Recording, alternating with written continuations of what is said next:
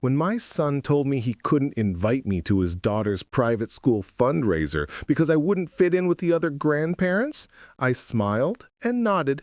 3 days later, a single phone call from my lawyer changed everything. By the end of that week, my son discovered that the broke old handyman he'd been ashamed of was worth more than everyone at that fundraiser combined. What happened next taught him a lesson about assumptions he'll never forget. Before we jump back in, tell us where you're tuning in from, and if this story touches you, make sure you're subscribed, because tomorrow I've saved something extra special for you. The afternoon sun filtered through the Venetian blinds of Brian's home office as I sat across from him, watching him pretend to listen while scrolling through his phone. We'd been talking for maybe 10 minutes about Chloe's upcoming birthday when he'd finally set the device down and looked at me with that expression I'd come to recognize over the past few years, the one that said he was about to ask me for something while simultaneously hoping I'd decline. "Dad, there's something I need to mention. The Riverside Academy is hosting their annual spring gala next Saturday. It's a fundraiser for the new science wing." I waited, already knowing where this conversation was headed. "Vanessa and I will be there, of course. It's important for the kids standing at the school." "They're standing?" At 8 and 6 years old, my grandchildren apparently needed social standing? That sounds nice. I kept my voice neutral, the same way I'd learned to keep everything neutral around Brian and Vanessa. "Will Chloe and Lucas be there?" He shifted in his leather desk chair, the expensive one Vanessa had ordered from some boutique furniture store in the Pearl District. "Actually, it's adults only. Black tie. Very formal. The kind of thing where they expect substantial contributions from attending families." I nodded slowly, understanding the subtext. He was explaining why I wouldn't be invited. "The thing is, Dad, and I don't want you to take this the wrong way, but Vanessa's parents will be there. Her brother Todd is flying in from Seattle. These are people who move in certain circles, you know. They'll be discussing investment portfolios and vacation properties." His voice trailed off, but the message was clear enough. "You don't think I'd fit in?" The words came out flatter than I intended. Brian's face flushed slightly, caught between embarrassment and relief that I had said it first. "It's not that you wouldn't fit in exactly. It's just that you'd probably be bored. All that talk about stock options and real estate developments. You know how Vanessa's father gets when he starts talking about his commercial properties. Plus, the tickets are $500 per person." $500. He said it like it was an impossible sum for someone like me, someone who'd spent 40 years working with his hands, fixing other people's problems, wearing coveralls with my name stitched on the pocket. Someone who drove a 15-year-old Ford truck and lived in a modest bungalow on Belmont Street that hadn't been updated since 1987. I looked around his office, at the mahogany desk, the built-in bookshelves filled with leather-bound volumes he'd never read, the framed degrees from University of Portland hanging on walls painted in what Vanessa called mushroom taupe.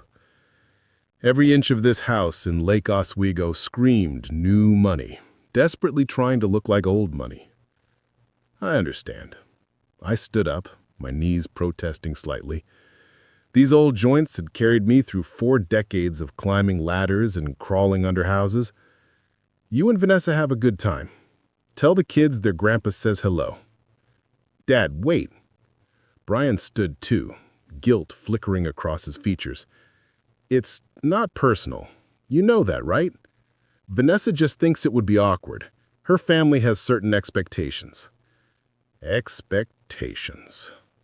That word had been doing a lot of heavy lifting in our relationship lately. I'd failed to meet their expectations when I showed up to Lucas's birthday party in jeans instead of khakis.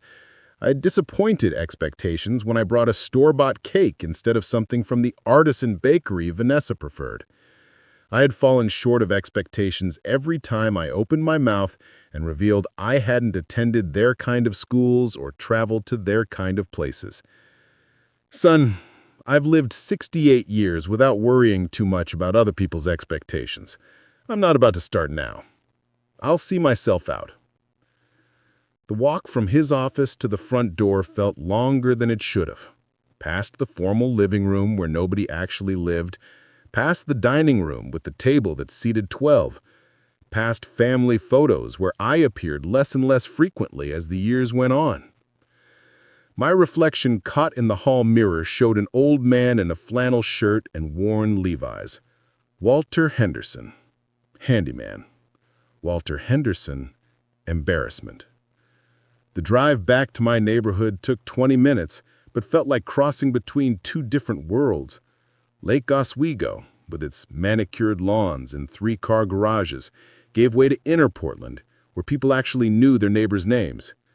My little bungalow on Belmont looked exactly as it had for decades. Peeling paint on the trim, cracked concrete walkway, chain-link fence that needed replacing. Inside, the house was quiet, in the way only empty houses can be. Margaret had been gone for 12 years now, taken by cancer that moved faster than any of us expected. The kids were supposed to fill that silence. Brian, Chloe, Lucas. Family was supposed to mean something more than awkward monthly visits and excuses about why I didn't fit into their new life. I made myself a sandwich and sat at my kitchen table, the same Formica top where Margaret and I had eaten thousands of meals, where Brian had done his homework, where we'd planned our modest dreams. The college fund we'd scraped together, the small vacation to the coast each summer, the pride we'd felt when Brian graduated, when he got his job at the marketing firm, when he married Vanessa in that elaborate ceremony that cost more than our first house. We'd been so happy for him. His success was our success. Except somewhere along the way, his success had become a reason to distance himself from where he'd come from who had raised him, from the man who'd worked double shifts so he could have the opportunities we never had. My phone sat silent on the counter. No call from Brian to apologize or clarify, no text to soften the blow. Just silence and the understanding that I'd been categorized and filed away, not suitable for public display, not impressive enough for the Riverside Academy spring gala, not worth $500 of their social currency. I walked to my small den, really just a converted back bedroom, and sat at my desk. The old wooden surface was scarred from years of use, covered with files and papers that Brian had never asked about. Why would he? In his mind, his father was a simple man with a simple life, someone who'd probably left behind a modest savings account and maybe a small life insurance policy. Someone whose financial advice would be about clipping coupons and shopping sales. The irony was so sharp it almost made me laugh. I pulled open the bottom drawer and removed a file I hadn't looked at in months. Inside were statements and documents that told a very different story than the one Brian had written for me. A story that started 43 years ago, when a young handyman named Tom Ramirez approached me with an idea about buying distressed properties, fixing them up, and holding them for the long term. We'd started small, a duplex in a rough neighborhood, then a small apartment building, then commercial spaces when Portland started growing in ways nobody predicted. Tom handled the business side while I handled the renovations, pouring sweat equity into properties nobody else wanted. We'd been patient, strategic, and quiet about our success. Over 40 decades, that partnership had grown into something neither of us had imagined. We'd sold 3 major developments in the past decade alone. The file in my hands represented a portfolio worth somewhere north of $8 million, my half. But to Brian, I was just Walt, the guy who still drove an old truck and wore the same jacket he'd owned for 20 years.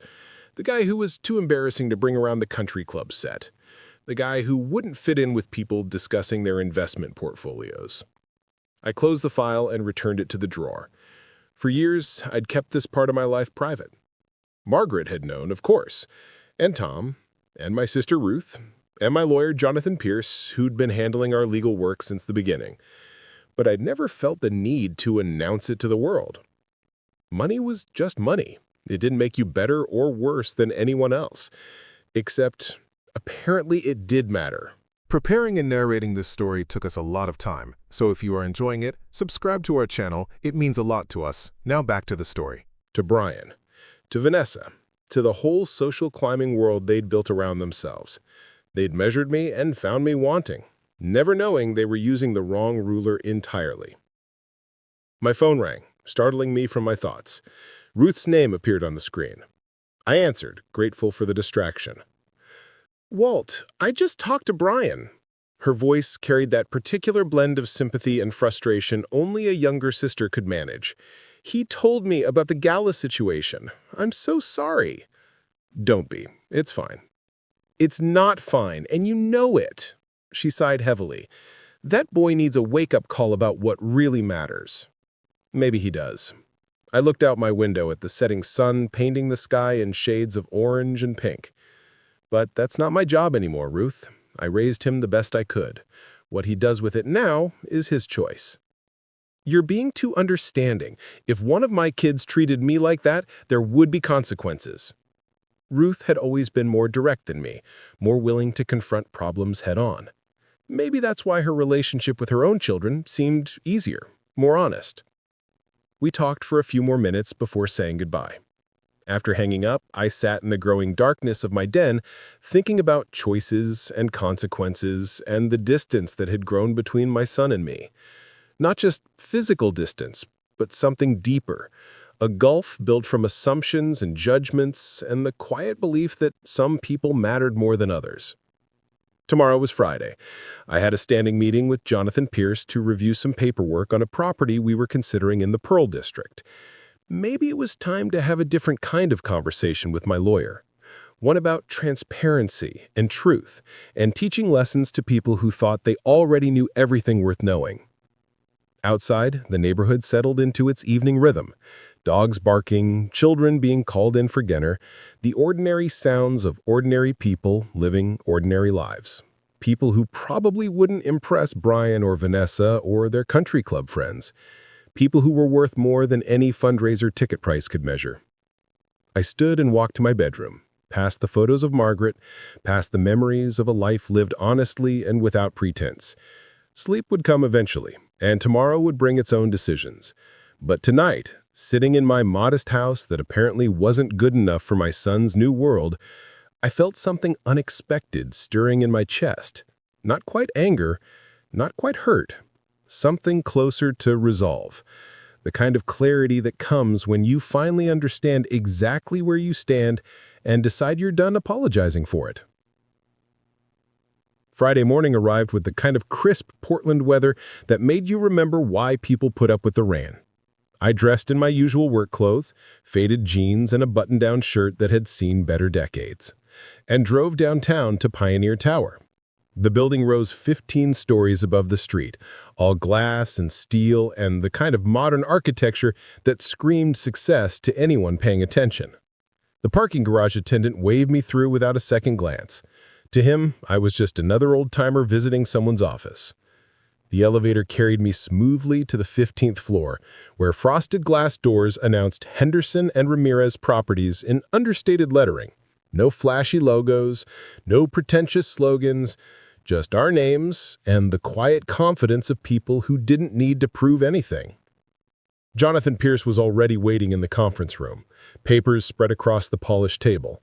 He looked up when I entered, his sharp eyes taking in something in my expression that made him set down his pen. "Walt, you've got that look, the one that usually means someone's about to have a very bad day." I settled into the leather chair across from him. "Tell me something, Jonathan. If someone wanted to know about my financial situation, how would they find out?" He leaned back, fingers steepled under his chin. "Well, property records are public. Anyone could search and find Henderson and Ramirez Properties owns significant real estate. But connecting you personally to that? We've structured everything carefully. LLCs, trusts, privacy protections. Unless someone knew exactly where to look and had good reason to dig, they'd never connect Walter Henderson the handyman to Walter Henderson the commercial real estate investor. What if someone did have reason to look? What if, say, they were planning something that required vetting their guest's financial standing?" A slow smile crossed his face. Ah, so this is about Brian and that fundraiser gala Ruth mentioned. She called me yesterday, absolutely furious on your behalf. I told her you'd handle it your own way, when you were ready. I pulled out my phone and showed him a text that had arrived this morning from Vanessa. Just a reminder that the gala is black tie. We wouldn't want any confusion about dress code. The passive aggression was almost admirable in its transparency. Jonathan read it and his smile widened. They really have no idea, do they? None whatsoever. And I'm thinking it might be time to change that. How would you feel about making a very specific phone call? He tapped his pen on the table, thinking, I could reach out to Brian directly, lawyer to client contact, mention that we need to discuss your estate planning and financial arrangements. Very official, very formal, the kind of call that gets people's attention. When were you thinking? The gala is tomorrow night. Jonathan's eyebrows rose. You want to drop this bomb the day before their big society event? That's cold, Walt. Very cold. I looked at him steadily. My son told me I wouldn't fit in with people discussing investment portfolios. I think he deserves to understand exactly what portfolio he was excluding. Jonathan laughed, the kind of genuine amusement that came from watching karma tee itself up for a perfect swing. All right then, I'll make the call this afternoon. Should I be subtle or direct? Be professional, but make sure he understands this isn't about a few $1,000s in savings bonds. Make sure he knows we're discussing significant assets that require proper legal documentation. Jonathan nodded, already making notes. And if he asks questions, tell him the details need to be discussed in person, but that his father's financial affairs are substantially more complex than he might have assumed. Let him sit with that overnight. We spent the next hour reviewing the Pearl District property paperwork, but my mind kept drifting to tomorrow night. The gala where I wouldn't be welcome. The fundraiser where Vanessa's father would doubtless hold court about his commercial real estate ventures, never knowing that the embarrassing handyman father-in-law owned more Portland property than he'd accumulated in his entire career. After the meeting, I drove to my favorite lunch spot, a little diner on Hawthorne where the coffee was strong and the waitress had known my order for 20 years. Sharon poured my cup without asking and set down a menu I wouldn't need. The usual, Walt, please. And Sharon? Yeah, hun? Do you think people can really know someone and still completely misunderstand them? She considered this while refilling the sugar dispensers. I think people see what they expect to see. If they've decided you're one thing, they'll ignore every piece of evidence that says otherwise. Why? You having trouble with Brian again? The Portland service industry had its own intelligence network. Sharon had watched Brian grow up through my stories, watched him drift away into his new life, watched me pretend it didn't hurt. How'd you know? Because you've got that look, same one you had when he forgot your birthday last year, same one you get every time that daughter-in-law of yours treats you like hired help. She set down the coffee pot with more force than necessary. That boy needs a reminder about where he came from. Funny you should mention that. I took a sip of coffee, letting the warmth spread through my chest. I think he's about to get one. Sharon's face lit up with curiosity, but she was too professional to pry. She just patted my shoulder and went to place my order, leaving me alone with my thoughts and the gentle clatter of a working-class diner that had never pretended to be anything other than what it was. My phone rang just after 2. Jonathan's name on the screen. I answered to the sound of barely suppressed laughter in his voice. Well, that was entertaining. You made the call? I did. Very professional, very formal. Informed Brian that we needed to schedule a meeting regarding your estate, your investment portfolio, and certain legal documents that required updating. There was a significant pause on his end before he found his voice. And what did he say? Jonathan chuckled. First, confusion. He actually asked if I had the right Walter Henderson. Then, when I confirmed it was his father we were discussing, he asked if this was about your life insurance policy. I explained that life insurance was only one small component of a much larger financial picture that needed attention. You should have heard the silence, Walt. I could practically hear his brain trying to reprocess everything he thought he knew. Did he ask for specifics? He tried. I told him attorney-client privilege prevented me from discussing details over the phone, but that we should schedule a comprehensive meeting early next week. I may have also mentioned that given the complexity of your holdings, we'd likely need several hours to review everything properly. Jonathan paused, then added with obvious satisfaction. He asked if you'd been investing your savings. I told him your financial portfolio predated his birth and had grown substantially over the intervening decades. I leaned back in my truck, watching people walk past on Hawthorne.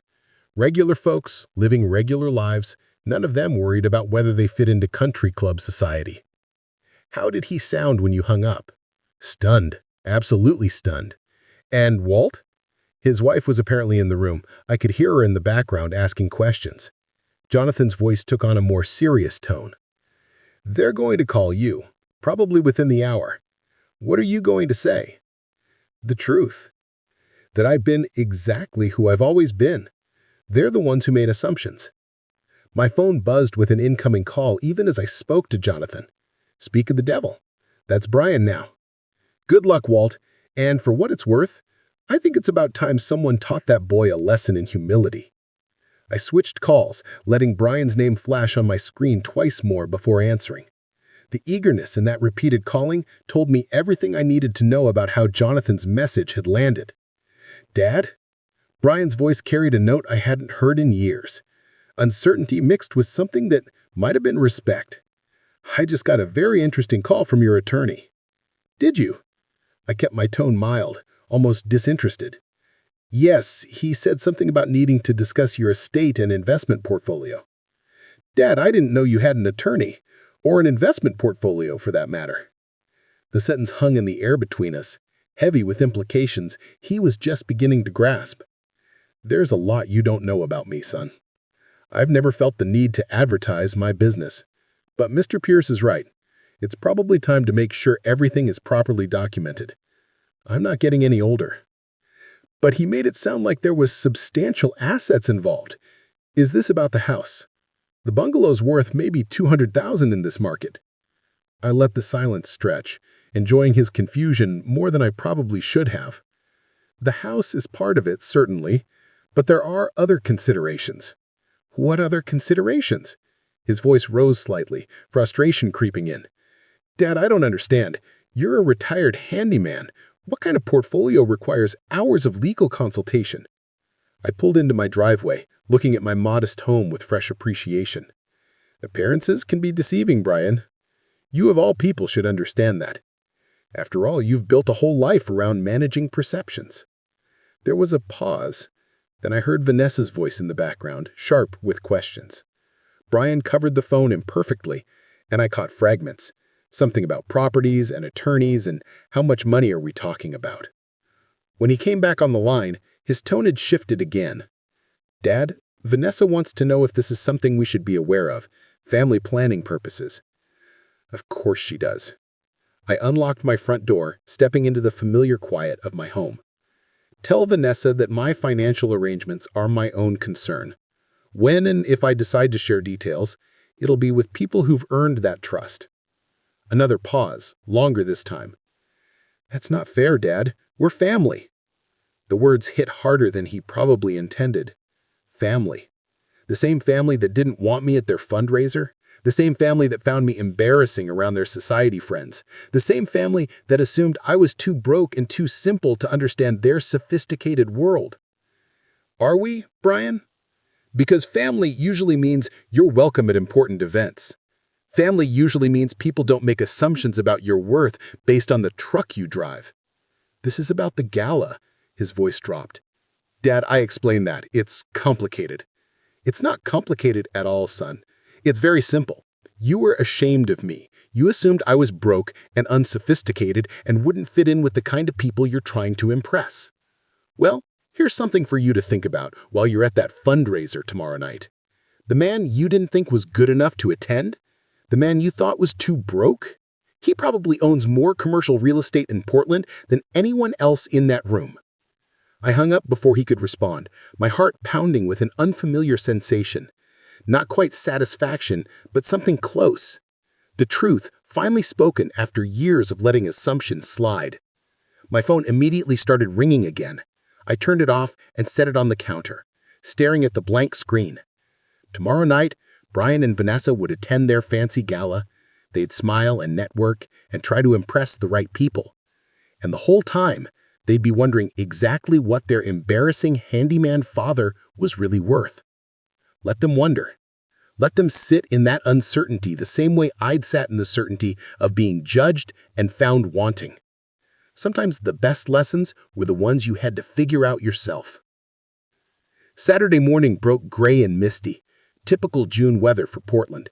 I made my coffee and sat at the kitchen table with the newspaper, trying to pretend this was just another weekend. But my phone, turned back on an hour ago, told a different story.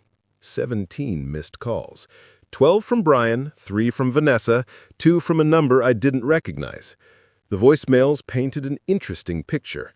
Brian's first message was cautious, asking if we could talk about what I'd said. The second was more urgent, questioning whether I was serious about the real estate comment. By the fifth, Vanessa had taken over, her voice tight with forced pleasantness, asking if we could all sit down and discuss this misunderstanding before the gala tonight. Misunderstanding, as if the problem was miscommunication rather than their complete dismissal of who I was. I deleted the messages without responding and poured a second cup of coffee. Through the kitchen window, I watched my neighbor, Mrs. Chen, tend her garden, methodically weeding around her tomato plants. She'd lived next door for 30 years, had brought casseroles when Margaret died, still waved every morning when I left for my office downtown. She knew exactly who I was because she'd never needed me to be anything other than a decent neighbor. My phone rang again. This time it was Ruth. I answered, knowing she'd keep calling until I did. "Before you say anything," she started, "I want you to know I think this is hilarious. Brian called me last night in a complete panic. Apparently, your lawyer really shook him up. Jonathan did exactly what I asked him to do." I took a sip of coffee, enjoying the warmth. He made it clear that my financial situation is more complicated than Brian assumed. Ruth laughed, sharp and satisfied. Complicated. Walt, he used the words substantial holdings and complex portfolio. Brian's been calling around trying to figure out if it's true. He even asked me if I knew anything about your investments. What did you tell him? The truth. That you've always been a private person about money, that you and Tom started that property business decades ago, and that he should have paid more attention to his own father instead of making assumptions. There was a pause. He didn't take that well. I imagine not. "Ruth, can I ask you something? What do you think Margaret would say about all this?" My sister was quiet for a moment. "I think she'd say that Brian needed to learn this lesson eventually. That you can't let people treat you like you're disposable just because they've decided they're better than you." Margaret always had a spine of steel under all that sweetness. She would have dealt with this years ago. That's what I thought, too. I stared into my coffee cup, seeing my reflection distorted in the dark liquid. She wouldn't have let it get this far. You loved your son. You wanted to give him space to build his own life. There's no shame in that, Walt. But there's also no shame in finally standing up for yourself. We talked for a few more minutes before hanging up, and I felt marginally better.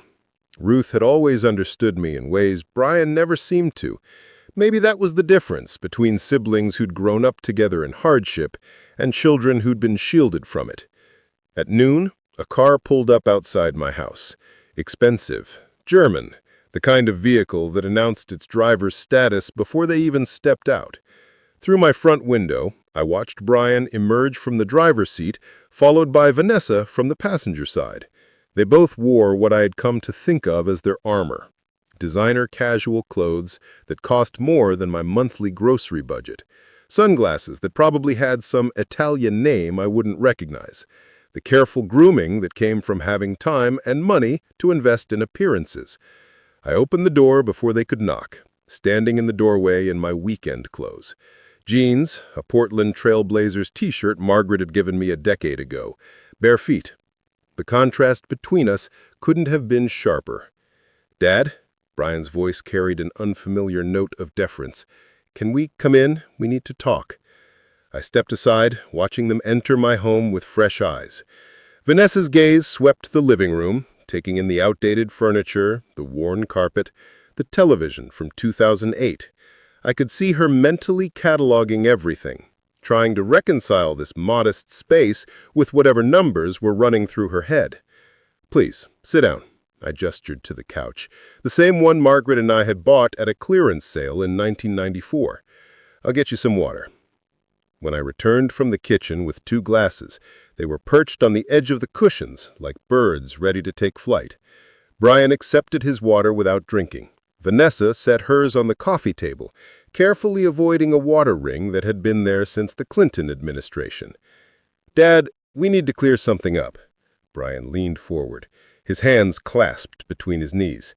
"Your lawyer called yesterday and said some things that were confusing. About your estate and investments. We're just trying to understand what's going on." I settled into my recliner, the fabric worn smooth by decades of use. "What's confusing about it?" "Jonathan mentioned that I have financial matters that need attention." "That's accurate." "But you're a retired handyman." Vanessa's voice carried an edge she wasn't quite managing to hide. "How can you have the kind of portfolio that requires hours of legal consultation?" The question hung in the air between us, loaded with all the assumptions they'd been making for years. I looked at Vanessa directly, this woman who'd convinced my son I wasn't good enough for their social circle. "What exactly do you think I did for 40 years before I retired?" "You fixed things." She said it like it explained everything. "You did maintenance work and repairs. You wore coveralls with your name on them." "That's part of what I did." I picked up my own water glass, took a slow sip. "But it's not all I did." "Did Brian ever tell you how I met Tom Ramirez?" Brian shifted uncomfortably. "You worked together, right? Some construction company?" "We met on a job site in 1981. I was doing electrical work. He was handling plumbing. We got to talking during lunch breaks about the future, about opportunities, about what it would take to build something that lasted. Tom had an idea about buying properties that nobody else wanted. I don't understand what this has to do with anything." Vanessa's patience was wearing thin. "It has everything to do with everything." I set down my glass. "Tom and I became partners. We pooled our money, bought our first duplex in a neighborhood most people were fleeing. We fixed it up ourselves, nights and weekends, rented it out, used that income to buy the next property, then the next. We were patient and we were smart, and we didn't tell anyone what we were building." Brian's face had gone pale. "How many properties?" "Enough." I watched the implications dawn on him. Tom handled the business operations. I handled the renovations and maintenance. We structured everything through an LLC to keep it private.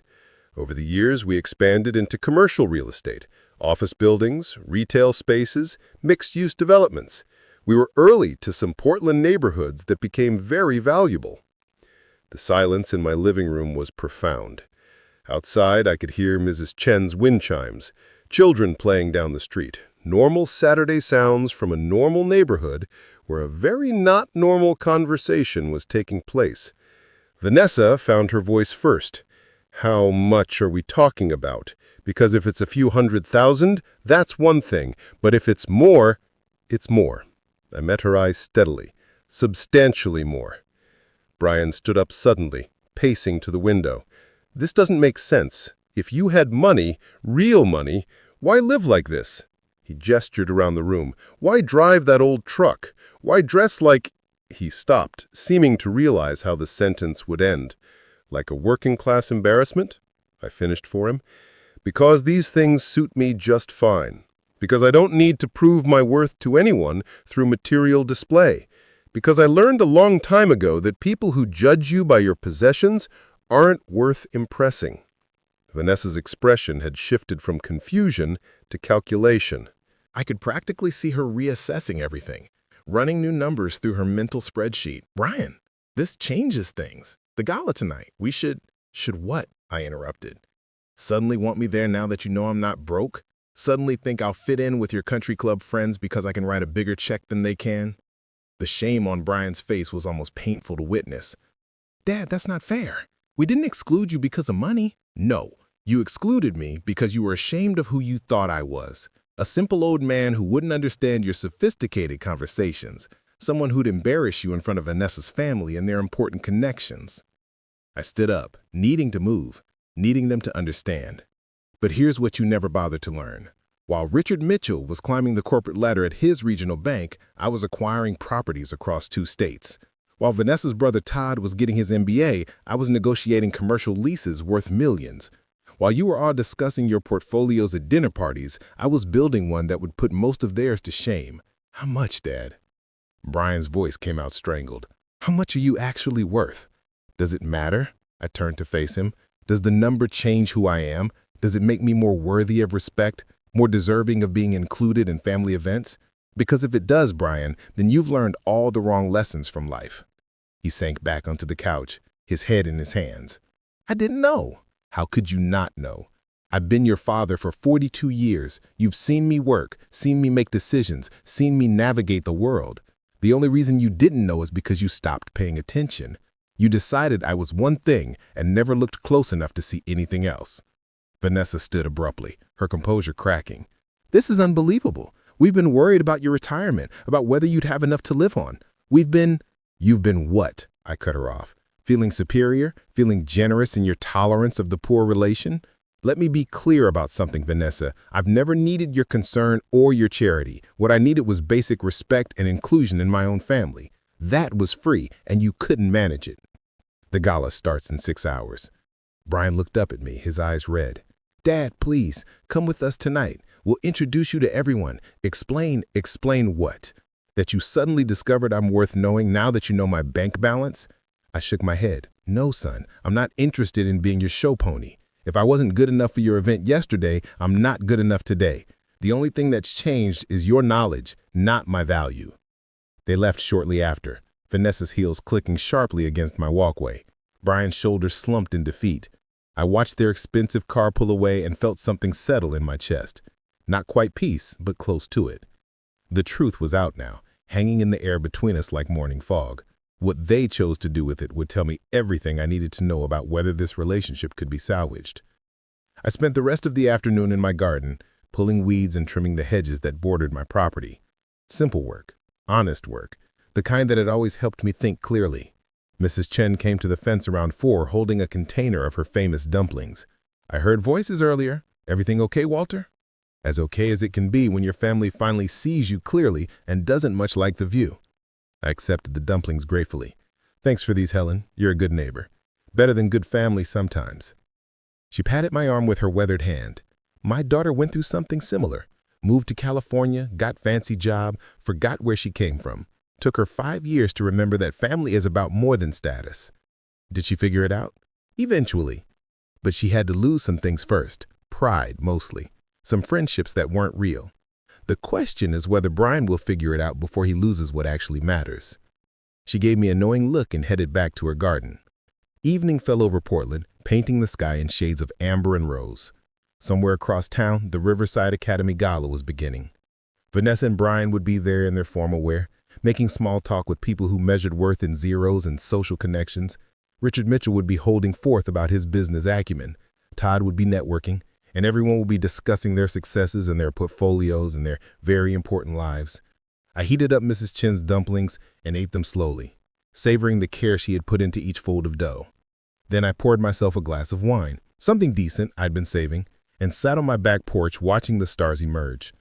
The night was clear for once, Portland's usual cloud cover giving way to a vast expanse of sky that reminded you how small your problems really were in the grand scheme of things. My phone buzzed with a text from an unknown number. A picture, actually. Someone had sent me a picture from the gala. I enlarged it, recognizing Brian and Vanessa in the background, deep in conversation with an older couple. They looked tense, uncomfortable. The caption read, "Thought you should see how the other half lives. Looks like they're having a wonderful time." The number belonged to Ruth, using someone else's phone to send reconnaissance from inside the event. I smiled and deleted the message. Let them have their gala and their important conversations. Let them wonder what I was doing, what I was thinking, whether the bridge between us could still be crossed. Tomorrow would bring its own decisions, its own conversations. Tonight I was content to sit under the stars in my modest backyard, a rich man in all the ways that actually mattered, finally free from the burden of other people's expectations. Sunday morning arrived with the weight of unfinished business. I woke early, made my coffee, and checked my phone to find 3 more voicemails from Brian, all left after midnight. The timestamps told their own story: 11:47, 1:15, 2:33. Each one progressively more raw, the polished veneer stripped away by whatever had happened at that gala. I didn't listen to them right away. Instead, I drove to my office downtown, something I rarely did on weekends. The building was quiet, just security and an occasional dedicated worker putting in extra hours. I took the elevator to the 15th floor and let myself into the Henderson and Ramirez suite, walking past the reception area to my private office in the back. The space was modest compared to what it could have been. A solid desk, comfortable chair, walls lined with photos documenting 40 years of projects. There was the first duplex Tom and I had renovated, both of us grinning like idiots in front of fresh paint and new windows. The Hawthorne Street building we'd converted from abandoned warehouse to mixed-use retail. The Pearl District high-rise that had been our biggest gamble and our greatest success. I pulled out a file from my cabinet, one that I'd been thinking about since yesterday's confrontation. Inside were appraisals, property valuations, financial statements, everything documented, organized, indisputable. The kind of evidence that turned assumptions into fact and forced people to reckon with reality. My computer showed an email that had arrived at 3 in the morning, from Vanessa, surprisingly. The subject line read, "We need to talk." The message itself was brief, almost clinical.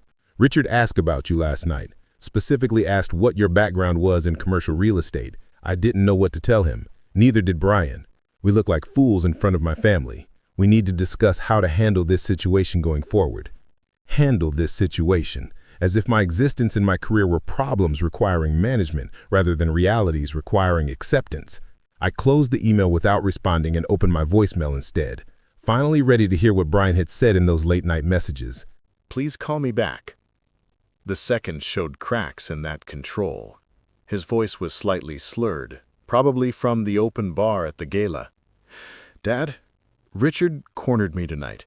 He wanted to know how you knew so much about the Portland commercial real estate market. He'd heard something from someone. I didn't know what to say. Why didn't you tell me any of this?"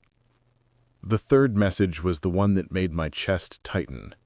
All pretense was gone, replaced by something that sounded like genuine distress. "Dad, I'm sorry. I'm so sorry. I've been thinking about everything you said yesterday, about how we treated you. Vanessa's upset because her father knows now.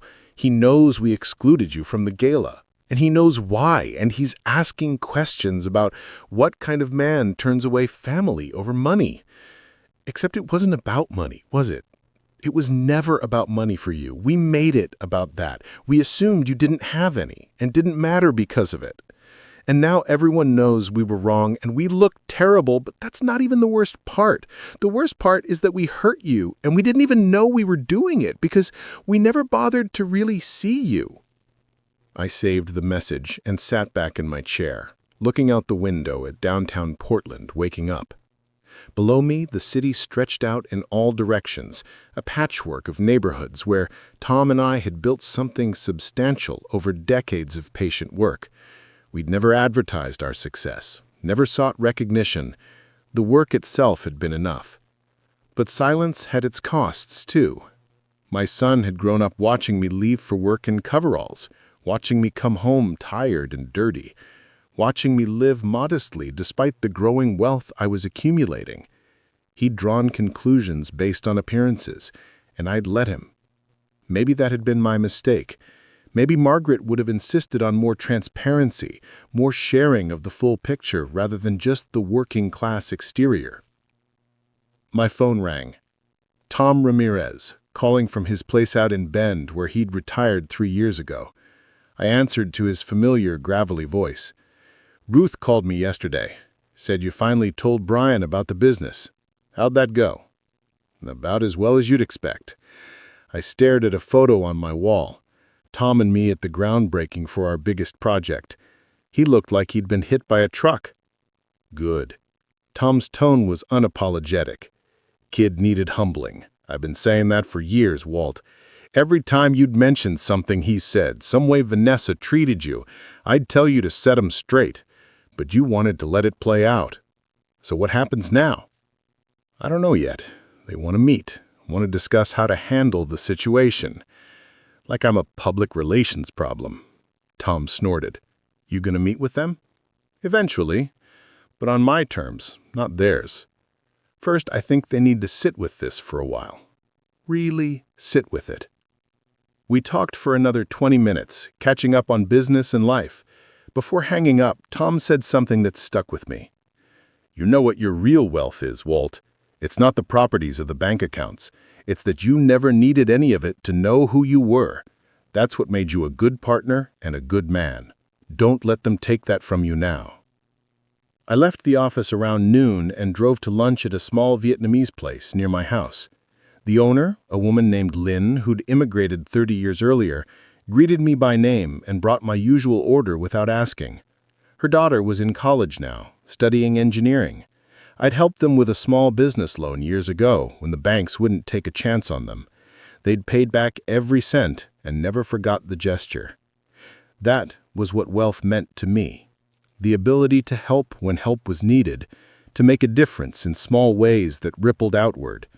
Not country club memberships or society galas, but real connections with real people building real lives. As I ate my pho, I thought about what kind of meeting I wanted to have with Brian and Vanessa, what needed to be said, what needed to be heard. My phone buzzed with a text from Ruth. Brian called me this morning. Apparently Richard Mitchell spent the second half of the gala asking pointed questions about our family. Someone told him about Henderson and Ramirez properties. He put two and two together. Vanessa is apparently mortified. Good, I typed back. Maybe mortification builds character. Ruth responded with a laughing emoji, and then, when are you meeting with them? Tomorrow. I'm going to invite them to the office. Let them see what they've been ignoring all these years. Monday morning, I arrived at the office early and asked our receptionist, a sharp young woman named Maya, to prepare the conference room for a family meeting. She raised an eyebrow but didn't ask questions, just made sure everything was perfect. Fresh coffee, water, the good chairs. At 9, I texted Brian the address and told him to arrive at 10. When the elevator doors opened at precisely 10 o'clock, Brian and Vanessa stepped out looking like they'd barely slept. Brian wore a suit, but his tie was slightly crooked. Vanessa's makeup was perfect, but couldn't quite hide the tension around her eyes. They stopped short when they saw the Henderson and Ramirez Properties logo on the frosted glass doors. Dad, this is really your office? Our office. Tom's in line, though he's mostly retired now. I held the door open. Come in. Maya greeted them professionally, offering coffee they declined, and I led them down the hall to the conference room. The walls were lined with framed photographs and architectural drawings. Every project we'd completed over 40 years, each one labeled with dates and locations. Vanessa walked slowly along the wall, reading the labels. The Hawthorne Building, 1985. Pearl District Tower, 1998. Selwood Plaza, 2004. Her finger traced over the images, doing calculations in her head. These are all yours? Ours. Mine and Tom's. I took a seat at the head of the conference table. We've been partners since 1981. Started small, grew steadily. Never took on more than we could handle, never overextended, just patient, consistent growth over decades. Brian sunk into a chair across from me, his eyes moving from photograph to photograph. I thought you were a handyman. I was. I am. That's how I started, and I never stopped being good at it.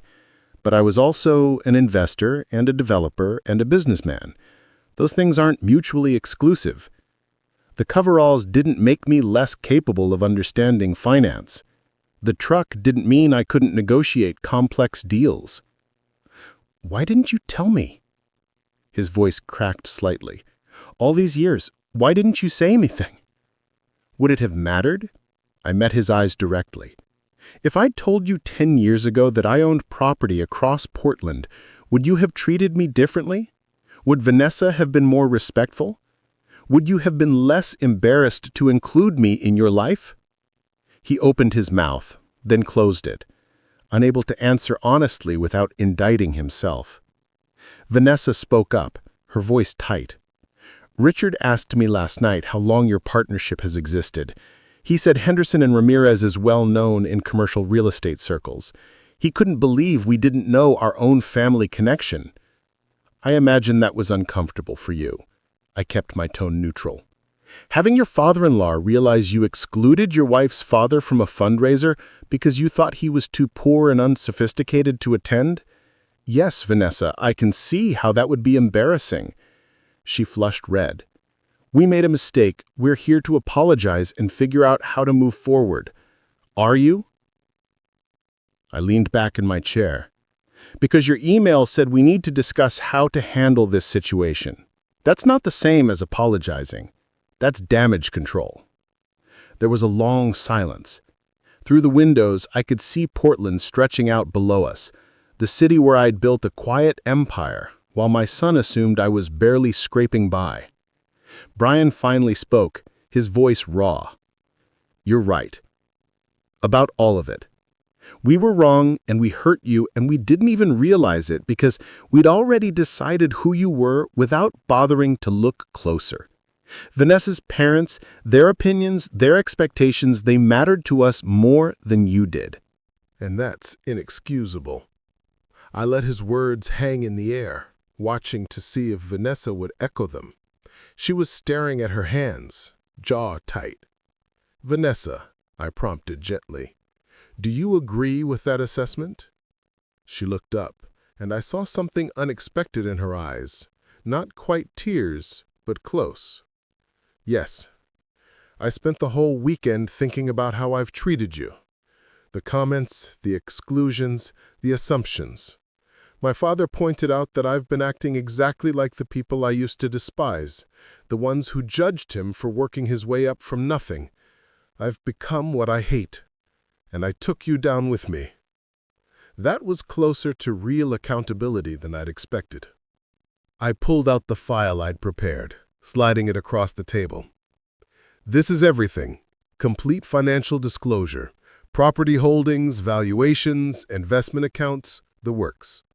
If we're going to move forward, it needs to be with full honesty. No more assumptions on either side." Brian opened the file, and I watched his face go pale as he scanned the first page. The summary sheet showed total assets, liabilities, and net worth. His hands trembled slightly as he turned pages, seeing decades of accumulation documented in neat columns and official letterhead.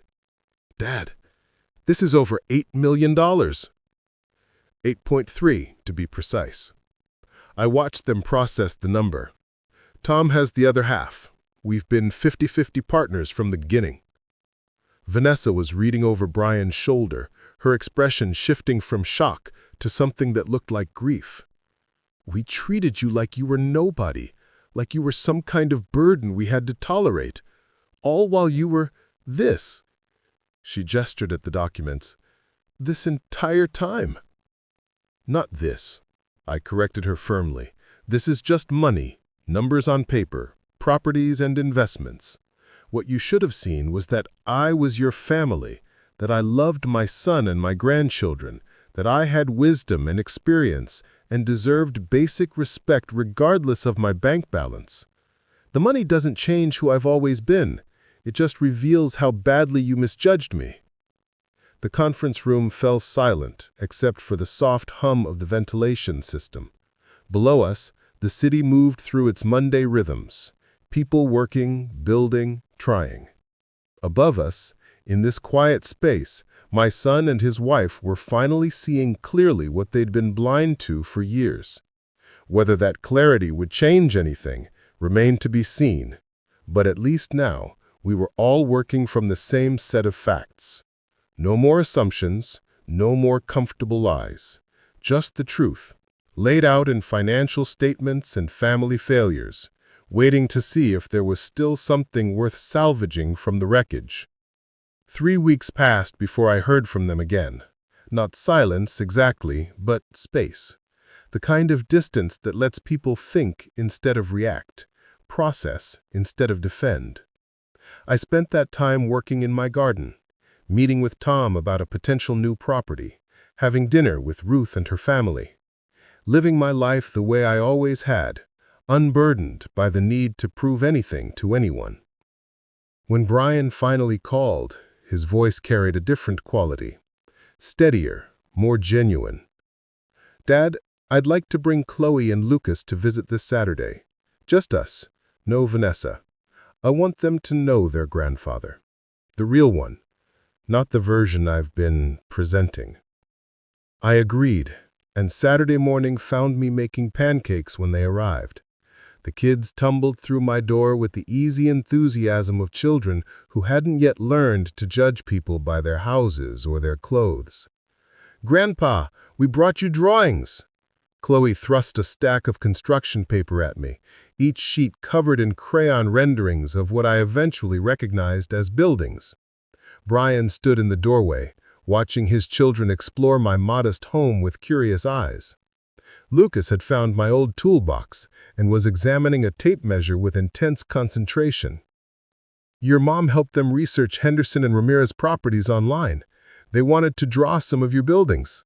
Chloe's version of the Pearl District Tower is surprisingly accurate for an 8-year-old. We spent the morning together, and I showed them photos from the early days. Tom and me covered in drywall dust, grinning like we'd won the lottery after closing on that first duplex. The kids asked questions that adults had stopped asking years ago. "Why did you buy old buildings?" "Because everyone else wanted new ones, and I saw potential they didn't." "Did you get rich?" "Eventually, but that was never the goal. The goal was building something solid that would last." After lunch, Brian and I sat on my back porch while the kids played in the yard. He watched them for a long time before speaking. "Vanessa and I have been in counseling, working through a lot of things. How we measure success, what we value, why we became the kind of people who'd exclude family over social standing. It's been hard, facing all that." "That takes courage." I meant it. "Admitting you were wrong is harder than being right in the first place." He nodded slowly. "Her father said something at that gala that stuck with me. He asked how I could claim to value family while treating you like an inconvenience. He said that a man's character shows in how he treats people who can't do anything for him. At the time, I thought you couldn't do anything for me. Turns out I had it backwards." "You always had it backwards, son. But not about money. I never needed you to know about my business or my bank accounts.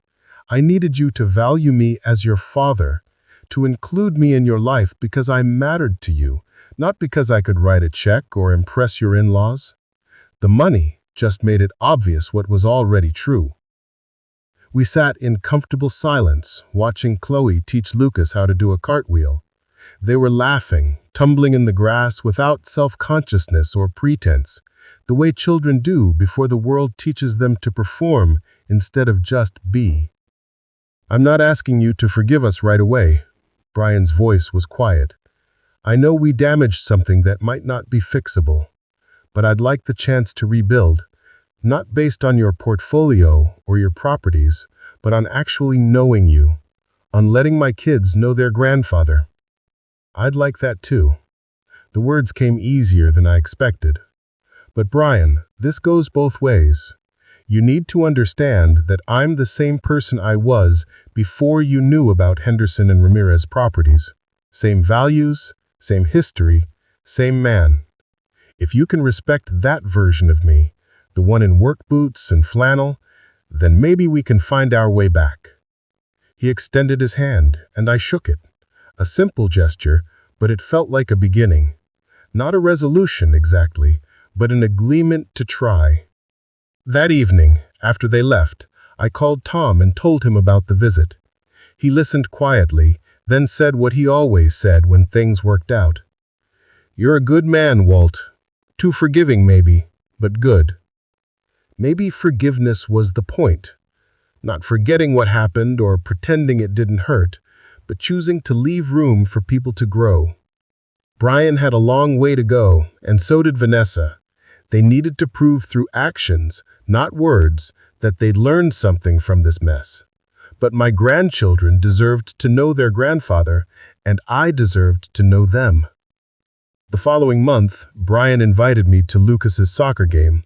Not a formal event, no social pressure, just family watching a 6-year-old chase a ball around a field with enthusiastic incompetence.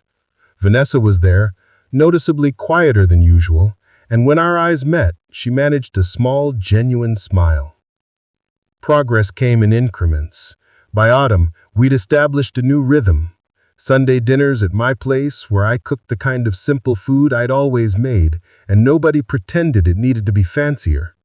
The kids helped me in the garden, learning to distinguish weeds from vegetables.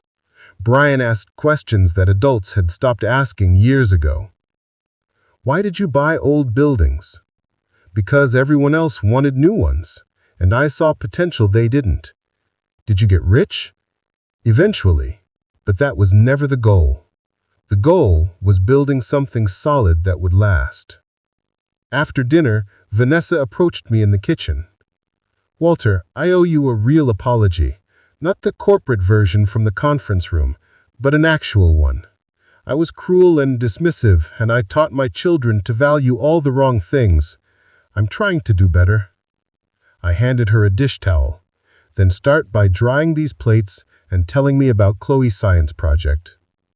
She said something about volcanoes. We worked side by side in my small kitchen, and it felt natural rather than forced.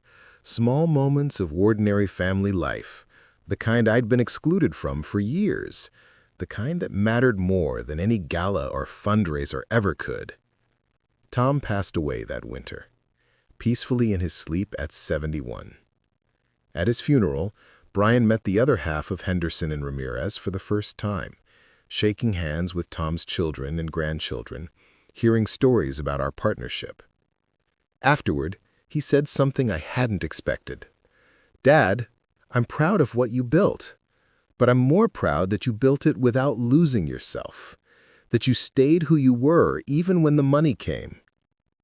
The business continued without Tom, managed by professional property managers while I eased into full retirement.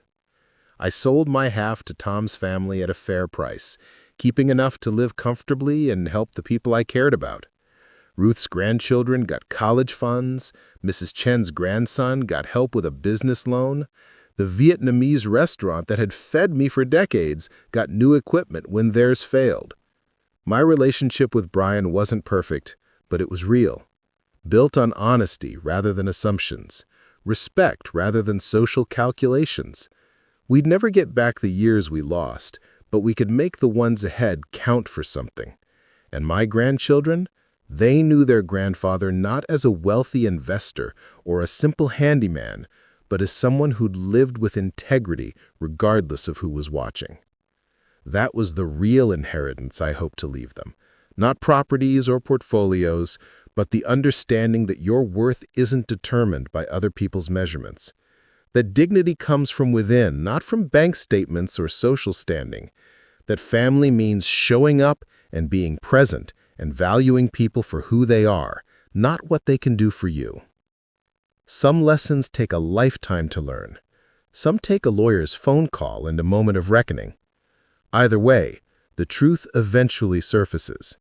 And when it does, you find out who people really are beneath the assumptions and pretenses.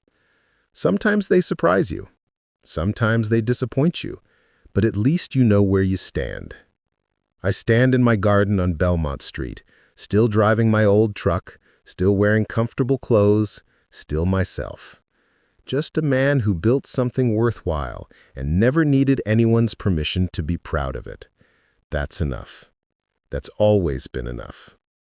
Up next, you've got 2 more standout stories right on your screen. If this one hit the mark, you won't want to pass these up. Just click and check them out.